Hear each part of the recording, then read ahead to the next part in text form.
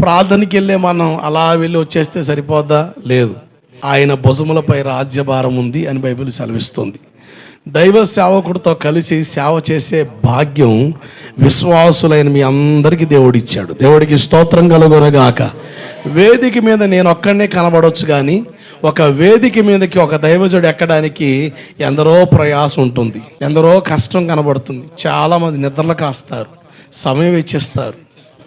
కనుక జాగ్రత్త. పరిచర్యలో పాలు పొందే భాగ్యాన్ని దేవుడు మనకిచ్చాడు. దేవుని ప్రేరణ బట్టో, మీ ఇష్టాన్ని బట్టో, సేవకుల ప్రోత్సాహాన్ని బట్టో ఏదో ఒక పరిచర్లో మనం కనెక్ట్ అవ్వాలి. అలా కనెక్ట్ అయిన పరిచర్యలో నమ్మకస్తులుగా ఉండాలి. వట్టిగా వచ్చి వట్టికి వెళ్ళిపోకూడదు.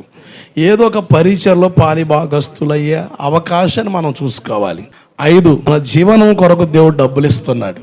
డబ్బులు ఖర్చు పెట్టే విషయంలో నమ్మకస్తులుగా ఉండాలి అని బైబిల్ సెలవిస్తుంది.